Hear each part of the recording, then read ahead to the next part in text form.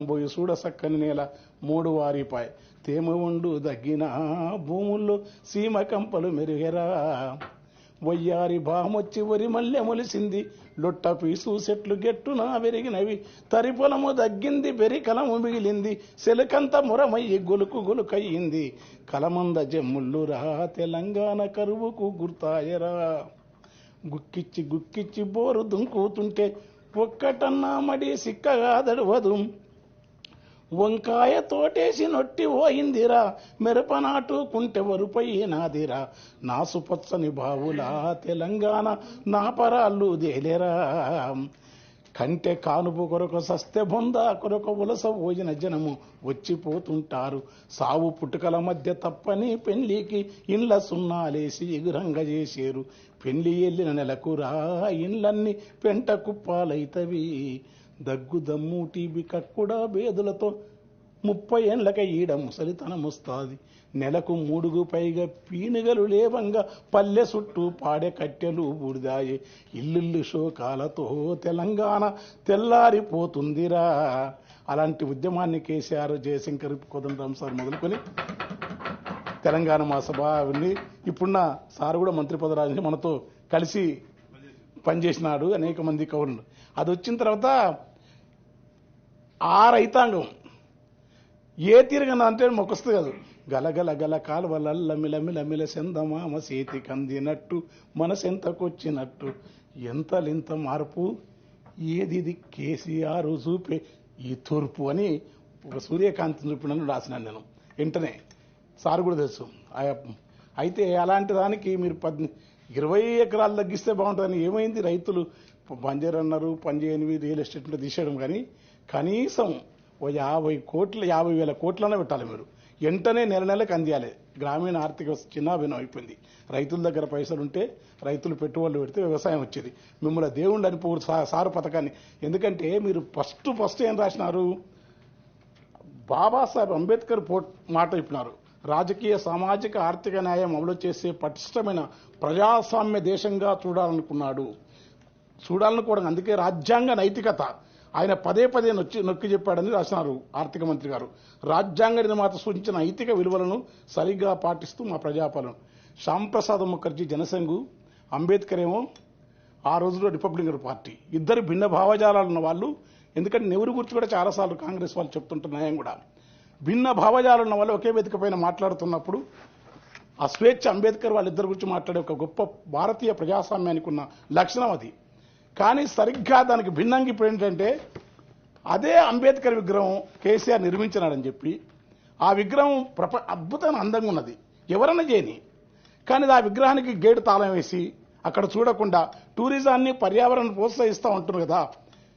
మన అభివృద్ధి కానీ, మన వికాసం కానీ, మన మార్కెట్ ఎకానమీ కానీ మనం చేసే అభివృద్ధి అవుతుందో అది మన సంతోషం, మన మానసిక వికాసానికి కూడా ఉంటుంది. దాంట్లో ఆర్థిక రాబడితో పాటు మానసిక వికాసం కదా. అంబేద్కర్ తాళం వేస్తే ఏమనుకోవాలి. ఎందుకంటే స్టాలిన్ గురించి ఈ సభలో చాలా మంది పాలకపక్షం సభ్యులు చాలాసార్లు మాట్లాడారు. ఇదే స్టాలిన్ అమ్మఒడి అనే అమ్మ హోటల్ అని తెస్తే అమ్మ భోజనం అని పెడితే అమ్మ క్యాంటీన్ పెడితే ఆ ఫోటో తీసేయాలని చెప్పి డిఎంకే వాళ్ళంటే తప్పు తీసేయొద్దు, ఆ పథకాన్ని ఆమె పేరుతో ఉండాలని చెప్పినాడు స్టాలిన్. అంటే ఒక భిన్నాప్రా అంబేద్కర్ విగ్రహాన్ని పెట్టినంత మాత్రాన, కేసీఆర్ తెచ్చినంత మాత్రాన మరి దానికి నేను ఆడిపోయినాక నాకు కళ్ళ నీళ్ళు వచ్చినాయి. ఎందుకంటే ఇదెక్కడి పద్ధతి. ఇదే తెలంగాణను ఎదపైన దిగులు బండ జరిగి బాధ తొలిగి ఎండిన సెలిమ నిండిన అనుభూతి కలిగినట్టు మార్పు వచ్చింది.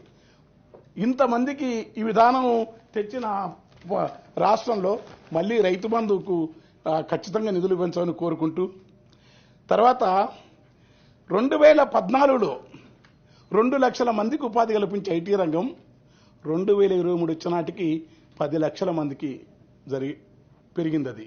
అది కేటీఆర్ యొక్క అమెరికాలో ఉన్న ఆయన నాలెడ్జ్, ఆయన వికాసం, ఆయనకున్న డెప్త్. అది చాలా మామూలు విషయం కాదు. అది నేను చెప్పిన పత్రిక కాదు. అంటే నేను రాసిన ఈ రాజకీయ టీఆర్ఎస్ అనుకున్న పత్రిక మొత్తం ప్రపంచం అంతా శ్లాఘించింది. తర్వాత 2,41,275 ఎక్స్పోర్ట్స్ ఐటీ రంగంలో జరిగింది. ఇది ఐటీ రంగానికి ఇప్పుడు మొత్తం ఏంటంటే దాన్ని ఎవరు చేసినా మనం అనుభవిస్తున్నాం. దాన్ని ఇంత వేగం చేయాలి. దానికోసం కూడా పెంచాల్సిన అవసరం ఉంది. తర్వాత ఇన్ని నెలలుగా కాళేశ్వరం తప్పులో పులదరినాయి.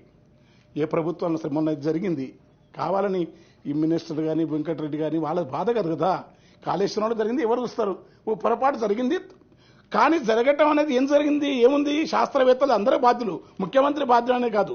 ఉన్నప్పుడు దాన్ని జరిగిన తర్వాత ఎండాకాలం వచ్చిన తర్వాత ఆ కాళేశ్వరం నిర్మాణం చేసి ఆ నీళ్లను పంపే పని ఎందుకు చేస్తలేరు?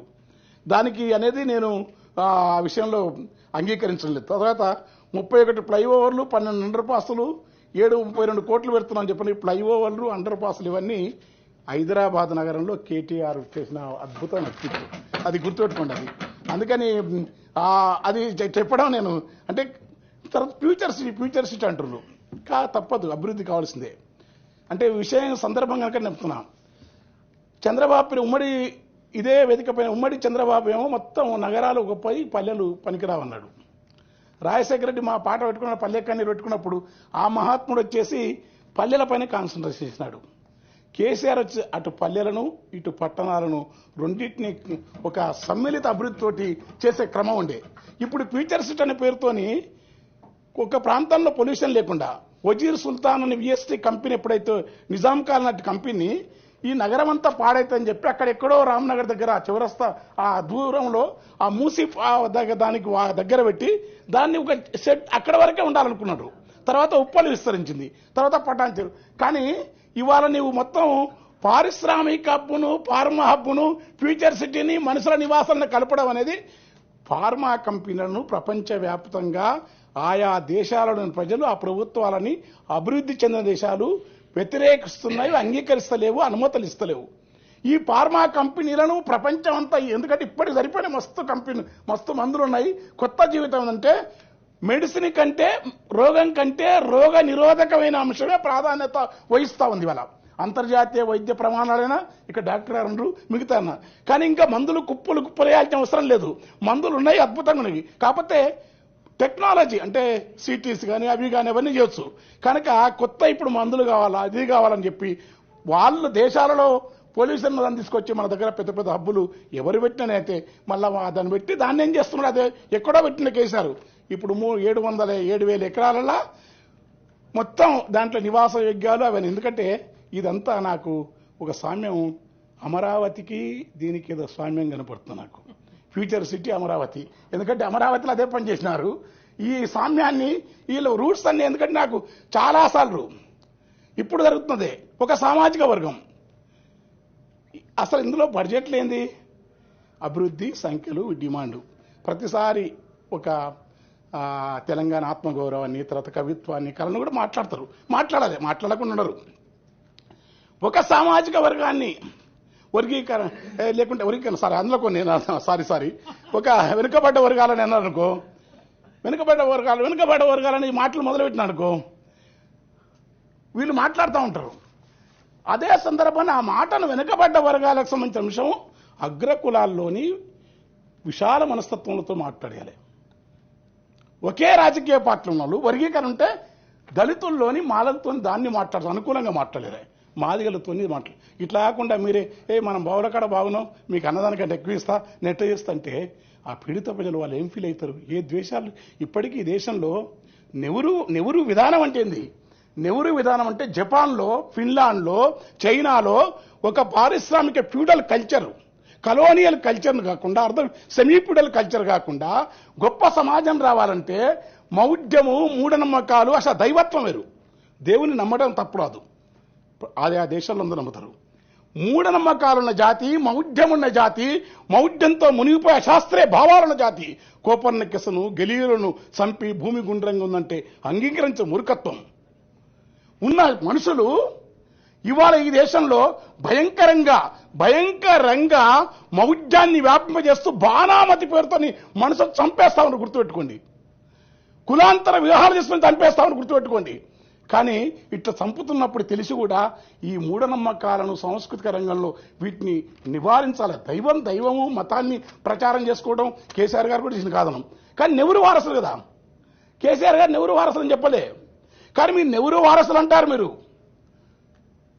మీరు గొప్ప మా కోదండరామ్ సార్ గురించి మాట్లాడతారు. మీరు హరగోపాల్ సార్ వ్యాసం గురించి మాట్లాడతారు. కానీ ఈ మౌఢ్యంతో గ్రామాలలో తెలంగాణ ప్రాంతాల్లో ఇంత చైతన్యం తర్వాత ఏదన్నా కానీ సాంస్కృతిక రంగంలో